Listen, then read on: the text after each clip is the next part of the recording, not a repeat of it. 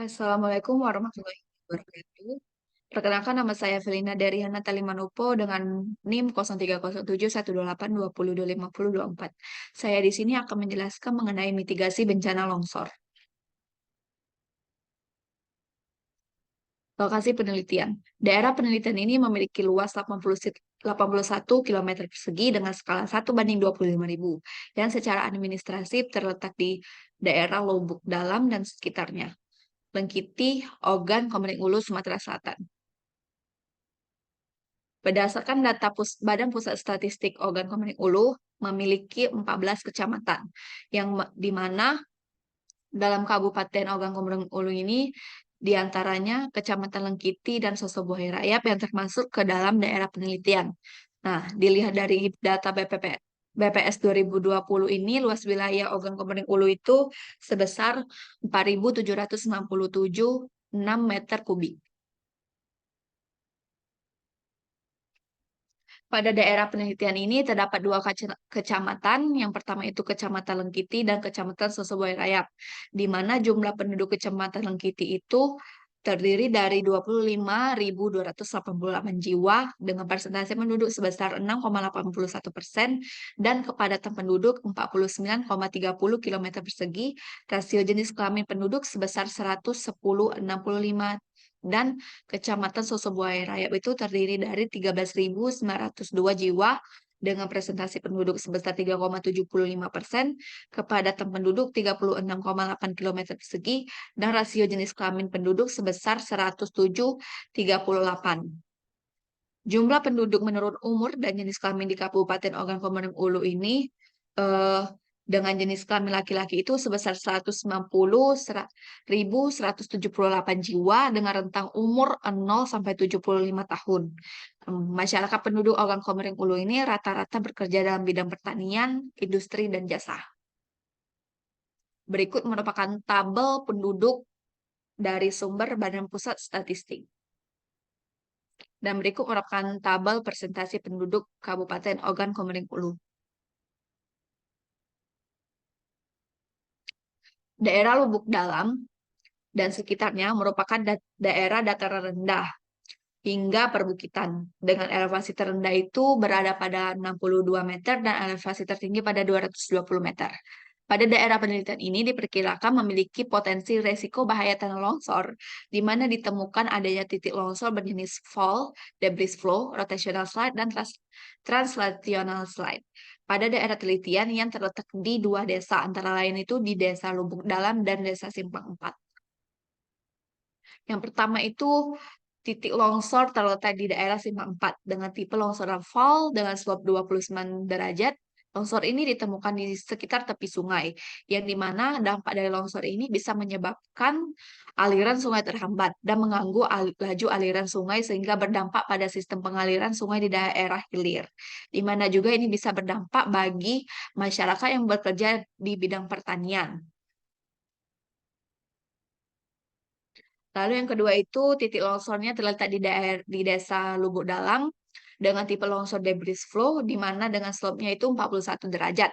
Longsor ini ditemukan di tebing perkebunan sawit yang dampaknya itu bisa merugikan pemilik lahan karena menyebabkan kerusakan tanah di mana bisa dilihat pada foto berikut eh, terdapat tanaman yang ikut tergelincir akibat longsor. Kerusakan tanaman ini dapat menyebabkan kerugian ekonomi bagi masyarakat yang bekerja dalam bidang perkebunan.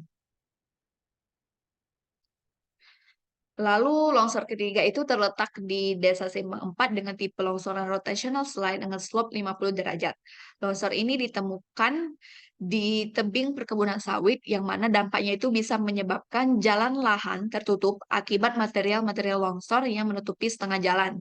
Akibatnya jalan susah untuk diakses dan masyarakat yang bekerja di perkebunan akan terhambat ketika aksesnya tertutup oleh material longsor.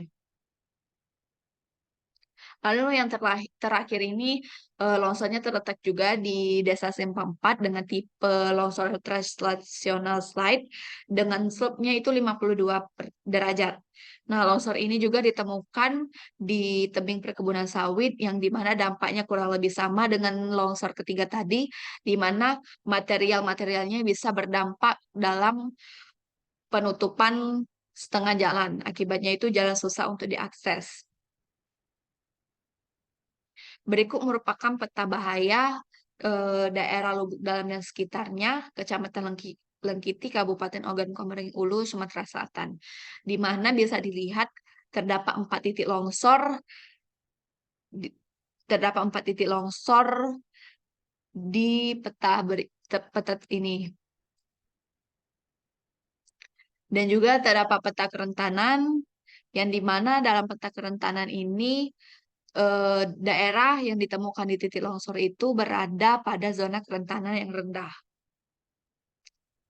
Lalu terdapat peta resiko yang bisa kita lihat di titik daerah titik-titik longsor ini, dia berada di dalam zona rendah sampai sedang.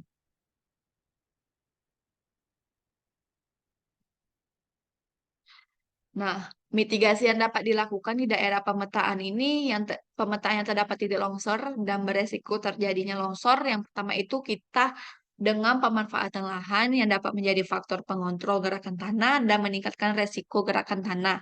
Karena pemanfaatan ini akan berpengaruh pada tutupan lahan. Nah, tutupan lahan dalam bentuk tanaman hutan akan mengurangi erosi. Adapun tutupan lahan dalam bentuk pemukiman, sawah, dan kolam akan rawan terhadap erosi. Lebih-lebih lahan tanpa penutup akan sangat rawan terhadap erosi yang akan mengakibatkan gerakan tanah.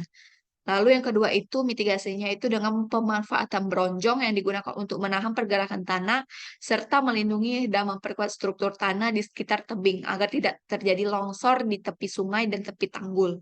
Lalu yang ketiga itu dengan pemanfaatan sosialisasi bencana longsor ke masyarakat sekitar dengan pemasangan poster yang berisikan peta rawan bencana wilayah untuk memberikan informasi kepada masyarakat agar dapat menghindari atau meminimalisir aktivitas di daerah yang rawan bencana longsor.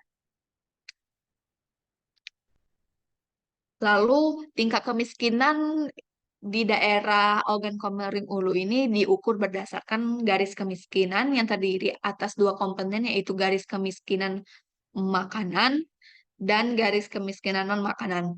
Nah, penduduk miskin Kabupaten Ogan Komering Ulu ini mengalami peningkatan dari tahun 2020 sampai 2021 dan mengalami penurunan pada tahun 2022 menurut Badan Pusat Statistik.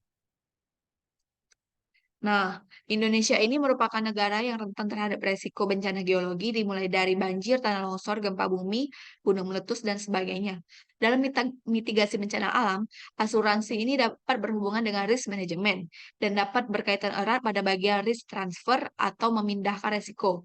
Asuransi berkaitan erat dengan salah satu target dan sasaran Sendai Framework, yaitu pengurangan pada kerugian ekonomi dan kaitannya dengan GDP global. Kebutuhan akan asuransi merupakan suatu yang harus karena asuransi yang dapat menanggung kerugian yang diakibatkan oleh bencana yang dialami.